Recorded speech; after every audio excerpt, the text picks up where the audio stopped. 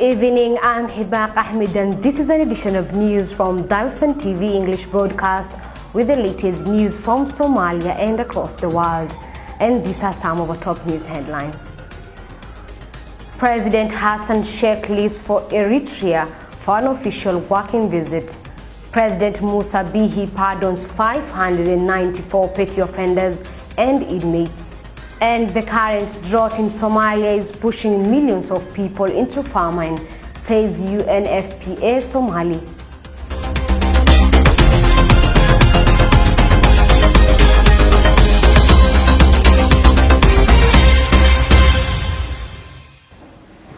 Welcome to the broadcast. President Hassan Sheikh Mohamud visited Eritrea, which is training over 5,000 Somali soldiers on Thursday. Although details of his itinerary have not been shared with the media, sources indicate that the leaders will discuss security of the region and hold bilateral talks. President Hassan Sheikh Mohamud has left for Eritrea for an official working visit to the country on the Red Sea coast. President Hassan Sheikh will hold discussions with his counterpart Isaias during the trip to Asmara. The pair shall focus on cooperation in the combat against Al-Shabaab militants and fostering bilateral relations, according to statement from Villa Somalia. During his visit to the country in July, Somalia's President Hassan Sheikh Mohamud has met with Somali troops training in Eritrea and promised they will soon return home to fight against the Islamist militant group Al-Shabaab. Somalia sent thousands of soldiers to train in Eritrea, sparking a series of protests over the last year from parents who were unable to communicate with them. Somalia's previous government had dismissed concerns from parents who were unable to reach their children in training and would not provide details. A United Nations report in June last year said thousands of Somali troops had taken part in the war in Ethiopia's Tigray region, prompting protests by parents who feared their sons were the ones sent to fight. Somalia's government denies any of the Somali troops that trained in Eritrea were involved in Ethiopia's Tigray conflict. Some media reports and critics dispute that account and allege some have been killed in Ethiopia. While in Eritrea, President Mohamud is expected to conclude bilateral talks with his host. Somalia, which once accused Eritrea of supporting Islamist rebels, now has friendly relations. The two countries and Ethiopia have been drawing closer since 2018 when Abiy Ahmed became the Prime Minister in Addis Ababa and extended an olive branch. During his visit to Eritrea on Thursday, President Mohamud and Eritrean President Isaias Afwerki are expected to agree to improve relations between their countries, including strengthening defense and security relations. The leaders early this year formulated a 7-point memorandum of understanding agreeing to enhance defense and security cooperations to safeguard peace, stability and security.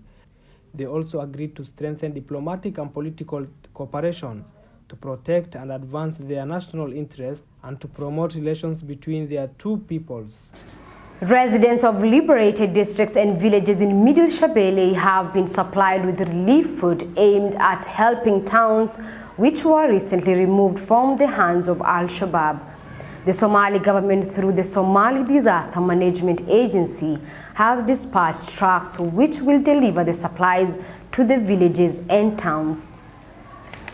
Over 10 trucks loaded with relief food and supplies are headed for villages and towns in parts of central Somalia. Hundreds of bags of food and non-food items were on Thursday dispatched to Masjid Ali Gadoud and Adale districts, 12 victims affected by war and drought. The two villages have been under the control of the Somali militant group Al-Shabaab for more than 15 years. The Somali National Army and allied local militia toppled Al-Shabaab and pushed them deep into southern Somalia in ongoing military offensives carried by Somali security forces. The support has been channeled through the Somali Disaster Management Agency from partners of the Somali government. Mr. Mahmoud Maalim, Commissioner of the Somali Disaster Management Agency, said the aid will be helping over 3,000 families living in areas liberated from the hands of the militants. The Commissioner promised that the Somali government will support and provide immediate help to people in areas liberated from the hands of the militants. hay-adda maareynta musiibooyinku waxay mar hore ballan qaaday inay deegaan kastoo la xoreeyo ay gargaar la gaari doonto. dadka deegaanku waa is xoreeyeen, dadka deegaanka Cali Guduud deegaanada ku heerarsan oo Disaster Management Agency vowed to supply relief to liberated areas. We are fulfilling our promise by sending this donation to the people in Ali Gadudu and surrounding areas, as well as Adan Yabal. The delivered supplies will be enough for over 3,000 families, which I believe will go a long way in helping those in dire need of support. Hirshabelle State Minister for Humanitarian Affairs and Disaster Management Yusuf Ahmed said the donation will help people who have been left in dire need of emergency relief, food and water. wuxuu ka kooban yahay raashinkaasu haddii la yiraa miisaan ahaan 100 tan ayuu ka kooban yahay 100 tan oo raashin ah oo raashin qaybihiisa kala duwan ah.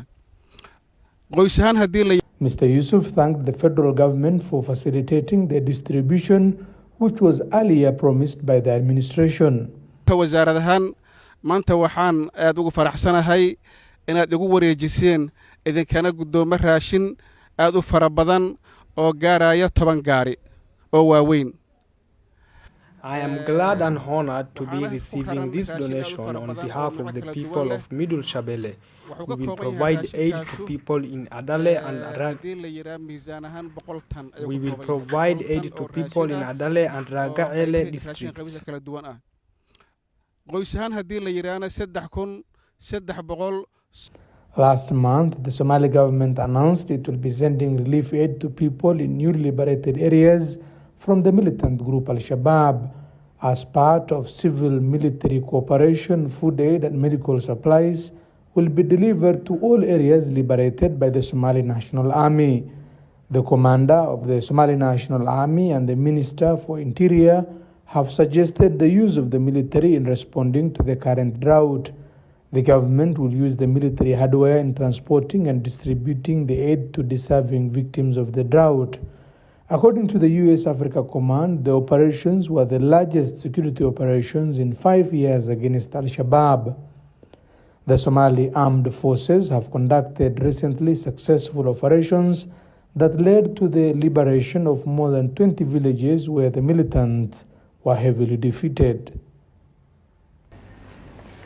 Over 500 inmates in the self-declared independent state of Somaliland have been released after being pardoned by the head of state. Hargeisa said the inmates, largely petty offenders and those whose term was about to come to an end, will be processed and released from prison. President Musa Bihi Abdi has pardoned 594 inmates across the country as one of the nation's collective duty to become change makers in the society and help restore confidence in the justice system. The head of state, who spoke during cabinet meeting at State House Hargeisa, said those pardoned were petty offenders and inmates serving sentences of short terms. The release of the petty offenders and inmates on Thursday is also in cognizance of their probation report, according to the decree from the Office of the President. The Somaliland government said it will run in tandem with the expansion of probation and after-service programs targeting the reintegration of the inmates. The presidential decree stated that the decree is being implemented effective immediately by the Attorney General's office. Musa's response to pardon the inmates is a response to petitioners in the justice and legal sector. Prisoners that have committed major crimes like trading illicit alcohol, piracy acts, terrorism acts, murder and rape are usually not considered to be pardoned. Early this year, Somaliland President Musa Bihi also signed a presidential pardon for the 360 prisoners who have been in various prisons for having committed minor crimes. Their release came ahead of this year's Eid al-Fitr celebration. Mandated by the 1997 Constitution, the judiciary is responsible for overseeing and interpreting the law in Somaliland. It comprises the national and district courts as well as the Attorney General and his deputies. A combination of a number of separate legal traditions, the Somaliland legal system is primarily based on traditional Islamic Sharia law. In addition to Sharia, Somaliland courts also use a form of British colonial law and traditional common law. After Somaliland declared its independence from Somalia in 1991, the courts were governed for a short time using Italian practices until fighting in Borama halted all progress. From 1993 to 1997, the Borama Charter mandated the formation of a newly independent judiciary that used pre-1969 laws. Since the ratification of the Somaliland Constitution in 1997, the legal system has consisted of a mix of 3 legal frameworks, with judges alternatively applying Sharia law, British colonial law, and Hair. Visiting the Kabasa internally displaced persons camp in Dolo, Somalia, the head of the United Nations Population Fund, Natalia Kanem, said 2 million women and adolescent girls of childbearing age are going hungry because of unprecedented drought not seen in decades in this country. Somalia has been blighted by the longest and most severe drought in 40 years, which is expected to continue well into 2023. I'm here in Somalia visiting a place called Dalo. In this town, people are streaming across the bridge behind me, which separates Somalia from Ethiopia. The level of desperation, knowing that almost 2 million women and adolescent girls of childbearing age are going hungry because of unprecedented drought not seen in decades in this country. The consequences of hunger when you're pregnant, when the newborn arrives, cannot be understated. It is a devastating situation, and UNFPA has done its best to deploy resources to work with women of this community and the male leaders to assure that there will be safe spaces for women and girls to be protected from gender-based violence, and to provide what we call dignity kits, because we're talking about human dignity when you're menstruating and you're an internally displaced woman or girl fleeing the situation of potential. So here we are in Kabasa camp. The message is that the need is urgent because as much as UNFPA is doing, the demand is growing.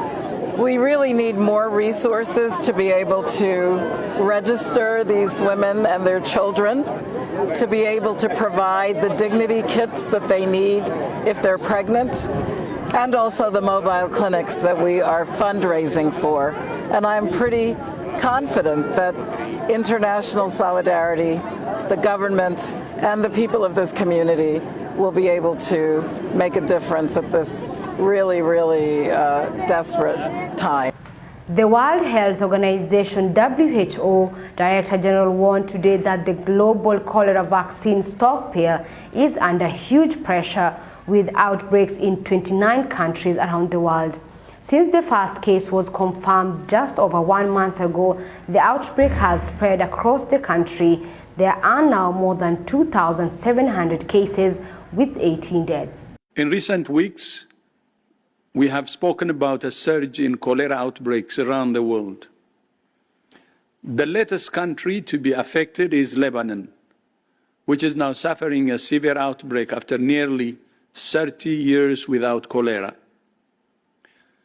Since the first case was confirmed just over 1 month ago, the outbreak has spread across the country. There are now more than 2,700 cases with 18 deaths. The outbreak reflects the ongoing economic crisis in Lebanon with poor access to safe water and sanitation services. The global cholera vaccine stockpile is under huge pressure, with outbreaks in 29 countries around the world. To support our response to the outbreak in Lebanon, WHO is appealing for $10.2 million US dollars. Now to the Ebola outbreak in Uganda. 135 confirmed and 21 probable cases of Ebola have now been reported from 8 different districts. with 53 confirmed and 21 probable deaths. So far, 62 patients have recovered. The government's efforts to respond to the outbreak in the district of Mubende, where the outbreak began, appears to be paying off. However, in the past 2 weeks, the majority of cases have been reported from the capital, Kampala, and the district of Kasanda. Our primary focus now is to strengthen contact tracing, community engagement, and infection prevention and control measures. WHO is continuing to support the government of Uganda in every dimension of the response. And those are some of our top stories for this hour. This is Dalsan TV English broadcast with me, Hibak Ahmed. Till we meet again, enjoy the rest of your viewing.